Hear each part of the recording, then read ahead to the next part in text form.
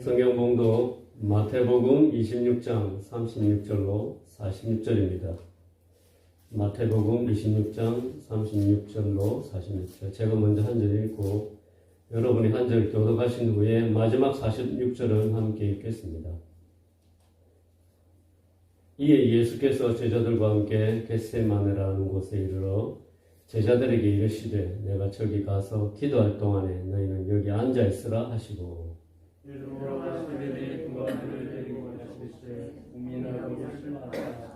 이에 말씀하시되 내 마음이 매우 고민하게 죽게 되었으니 너희는 여기 머물러 나와 함께 깨어 있으라 하시고 조금 나아가서 얼굴을 향해 계시고 뼈를 알려주시되 내 아버지여 나는 할만하시거든 이 자들에게서 지나가게 하소서. 그러나 나의 온도를 마시고 아버지로 하소서. 제자들에게 오사 그 자는 것을 보시고 베드로에게 말씀하시되 너희가 나와 함께 한 시간도 이렇게 깨어 있을 수 없더냐. 시험에 들지 않게 깨어 기도하라. 마음을 원이로되 육신이 약하도다 하시고 다시 두 번째 나아가 기도하여 이르시되 내 아버지여 만일 내가 마시지 않고는 이 잔이 내게서 지나갈 수 없거든 아버지의 원대로 되기를 원하나이다 하시고 다시 오사 보신즉 그들이 잠이 이는 그들의 눈이 피곤함이더라. 또 그들을 두시고 나아가 세 번째 같은 말씀으로 기도하신 후 이에 그들에게서 알리시되 이제는 자고 쉬라. 보라 때가 가까이 왔으니 인자가 죄인의 손에 팔리느니라. 함께 읽겠습니다. 일어나라 함께 가자 보라 나를 파는 자가 가까이 왔느니라. 아멘. 3월의 마지막 날입니다. 이 자리에 참석하신 모든 성도님께 하나님의 풍성한 은혜와 위로와 평강이 함께 하시길 축원합니다. 오늘 말씀은 하나님의 뜻을 구할 때라는 주제로 말씀을 전하고자 합니다. 먼저 오늘 본 말씀이 마태복음 26장 36절로 46절 말씀을 요약하면 겟세마네에서 예수님이 기도하실 때 제자들에게 깨어 있으라고 여러 번 당부하십니다. 예수님은 고난의 잔이 지나가기를 원하시지만 결국 아버지의 원대로 되기를 간구하십니다. 세 번째로 같은 말씀으로 기도하신 후에 제자들에게 오사 때가 가까이 왔다고 하시며 함께 가자고 하십니다. 오늘 본문 말씀 제가 수요일날 했던 말씀이라 준비하기가 힘들었는데 주님께서 주셨습니다. 우리의 삶 속에서 여러 부류의 사람들이 있음을 봅니다. 열심히 살아가는 사람들도 있고 또 되는 대로 사는 사람도 있고 또 게으르게 살아가는 사람도 있고 악을 쫓아가는 사람도 있고 또 먼 미래를 위해서 계획을 세우고 달려가는 사람도 있습니다. 아무튼 참으로 다양한 사람들이 함께 섞여 살아갑니다. 하지만 어떤 삶을 살든지 그 사람의 삶 속에 중요한 결정을 내릴 때가 있는 것은 아마 삶을 살아가는 과정 중에 공통사항 중 하나이지 않나 생각됩니다. 중요한 결정을 내려야 할 때, 또 말 그대로 여러 갈래로 나뉜 길 앞에 섰을 때, 내 인생 여정이 바뀔 수 있는 시점일 때, 오랫동안 계획했던 일을 이제 실행에 옮겨야 할 시점이 다가올 때 우리는 주저하게 됩니다.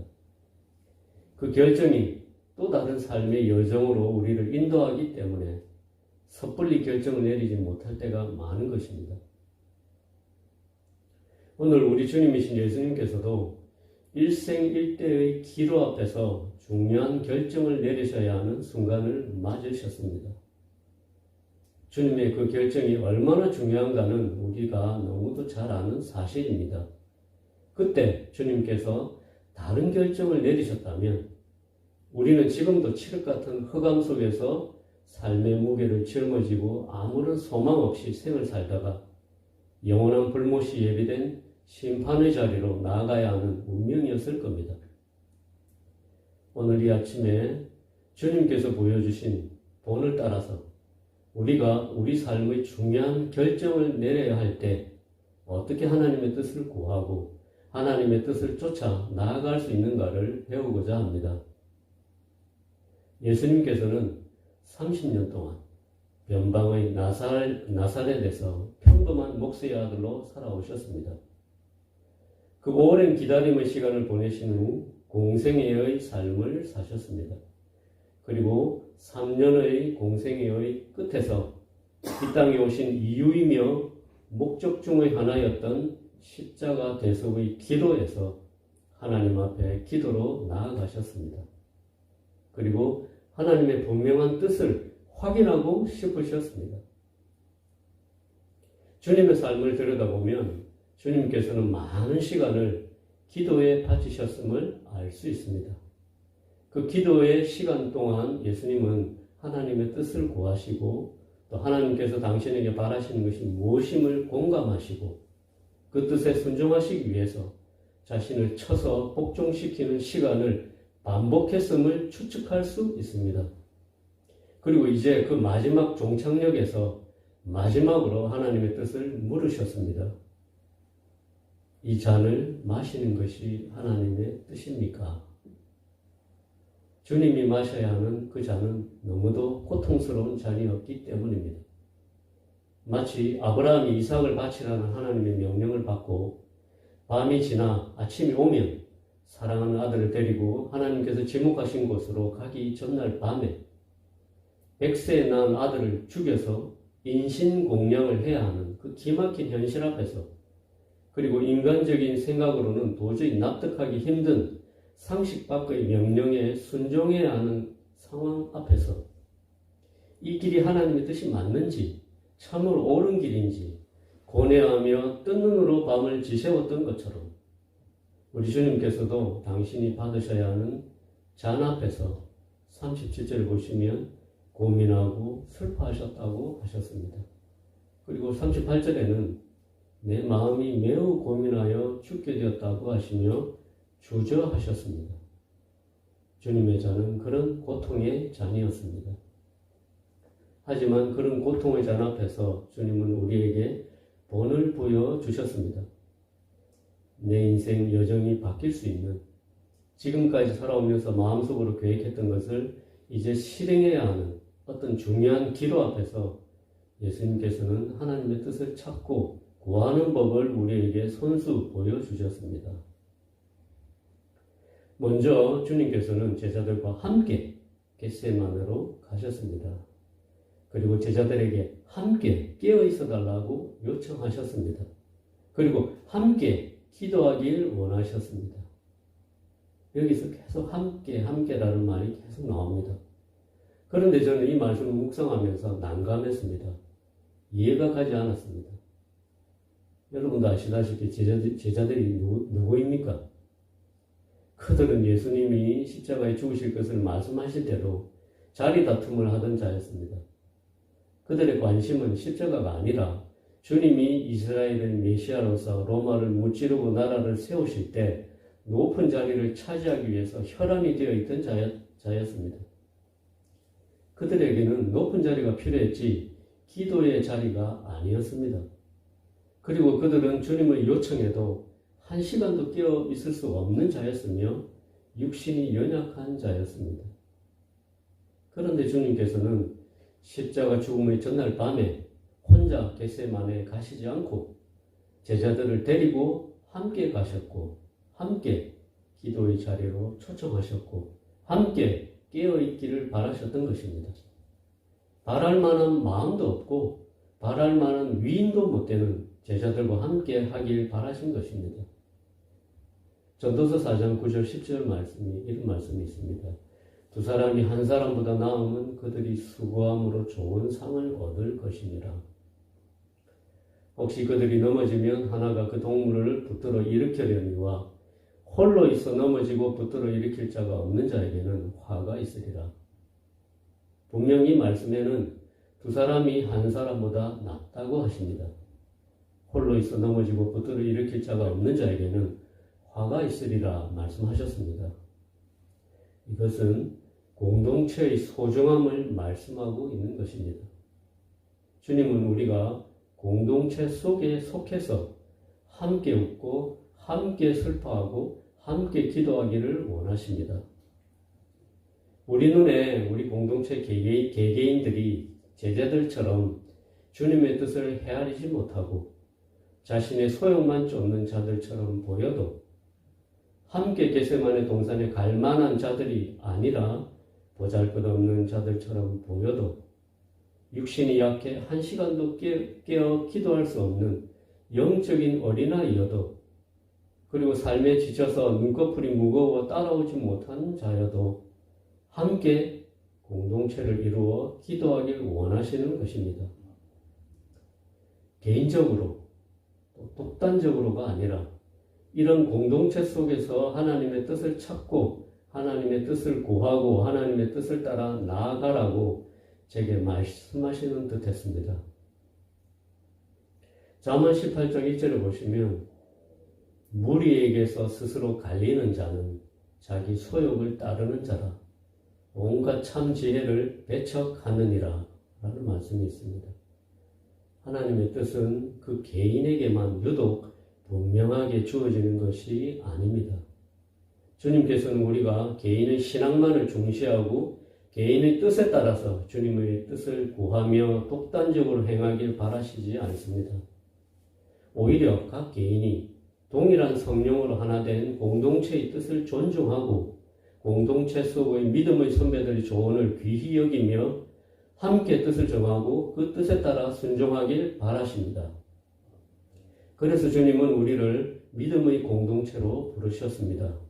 함께 죽고 함께 사는 공동체입니다. 그래서 주님께서는 실망만 안겨주었던 제자들에게 끝까지 46절을 보시며 이렇게 말씀하셨습니다. 일어나라, 함께 가자. 다음으로 예수님이 우리에게 보여주신 본입니다. 예수님은 하나님의 뜻을 묻고 그 뜻을 구할 때 3번 비슷한 기도를 하셨습니다. 첫 번째 기도는 39절에 나옵니다. 함께 읽으시겠습니다.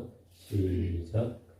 문나라사 얼굴을 땅에 대시고 엎드려 기도하여 이르시되 내 아버지여 만일 할만하시거든 이 잔을 내게서 지나가게 하옵소서. 그러나 나의 원대로 마시옵고 아버지의 원대로 없어서 하시고. 여기 보면 잔이 지나가도록 기도하신 것입니다. 우리가 하나님의 뜻을 구할 때 이런 솔직한 기도가 필요합니다. 시편에는 다윗의 기도가 많이 나옵니다. 그의 기도를 자세히 보시면 온갖 인간적인 마음의 찌꺼기가 묻어나는 말들이 많습니다.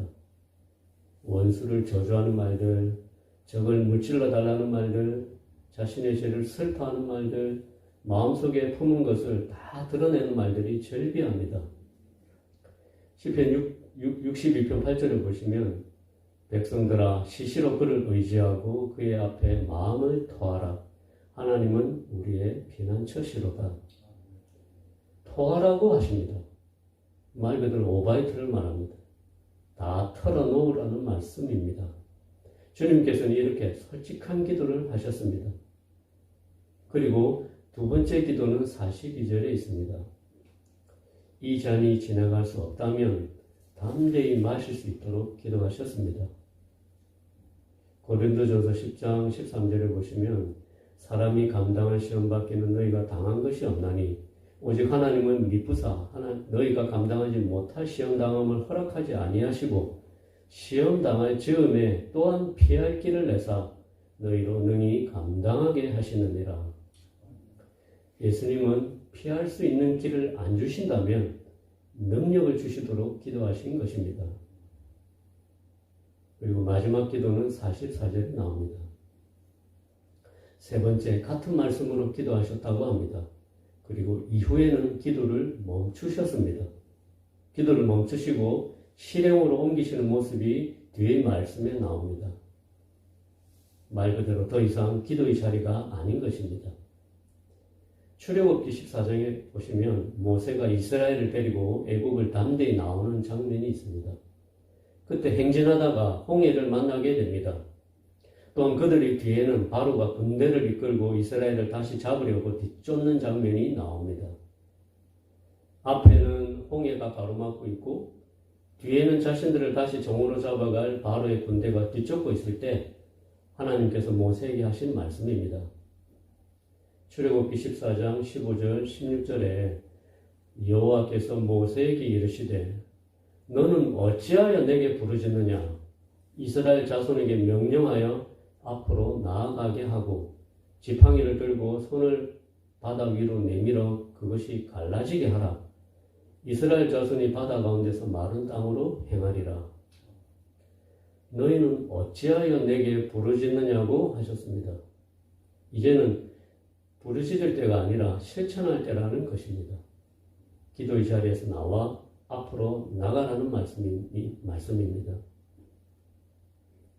주님의 뜻을 찾고 구하는 기도의 시간은 길고 인내를 요구합니다. 하지만 그 기도의 양이 찼을 때는 더 이상 기도할 필요가 없는 시간이 옵니다. 저도 예전에 한 가지 기도 제목을 가지고 오래 기도하다가 어느 순간 기도할 필요가 없다는 생각이 들어서 기도를 내려놓은 기억이 있습니다. 그리고 그 기도를 다시 하지 않았습니다. 왜냐하면 주님의 분명한 뜻임을 확신했기 때문입니다. 주님의 뜻을 구하고 찾는 과정은 쉬운 과정이 아닙니다. 주님께서 오늘 겟세마네 동산에서 기도하셨지만 이때만 그 기도를 하신 것이 아니었겠습니까? 아니라고 생각합니다. 광야에서 기도하실 때부터 또 공생의 시간 내내 기도하셨던 기도 제목이었을 겁니다. 그 간절한 기도 제목을 오늘 겟세마네 동산에서 마지막으로 하신 것입니다. 그리고 그때의 기도를 끝으로 주님의 뜻에 순종하는 길을 담대히 가셨습니다.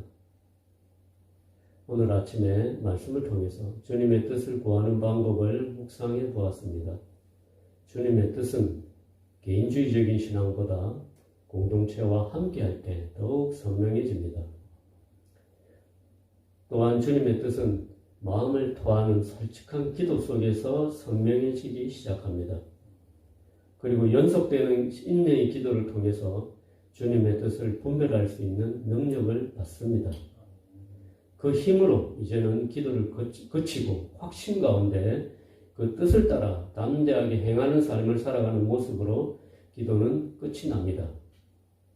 오늘 말씀의 교훈을 받아서 항상 공동체 속에 거하며 주님의 겟세마네 기도를 본받아 항상 기도의 은혜 가운데 거하고 확신 가운데 주님의 뜻을 따라가시는 저와 성도님들이 되시길 주님의 이름으로 축원합니다. 함께 기도하시겠습니다. 주님, 저희는 항상 저희의 뜻을 세워놓고 주님을 우리의 뜻에 맞추려고 안간힘을 쓰는 어리석은 자들입니다.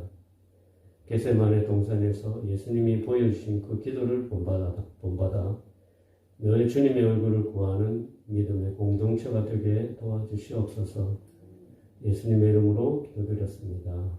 아멘. 주기도문으로 예배를 마칩니다.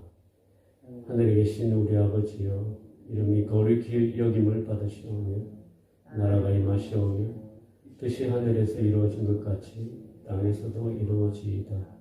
오늘 우리에게 일용할 양식을 주시옵고 우리가 우리에게 죄진 자를 사하여 준 것 같이 우리 죄를 사하여 주시옵고 우리를 시험에 들게 하지 마시옵고 다만 악에서 구하시옵소서. 나라와 권세와 영광이 아버지께 영원히 싸움나이다. 네. 오늘 말씀을 기억하시고 각자 가지고 나오신 기도 제목을 가지고 기도하시겠습니다.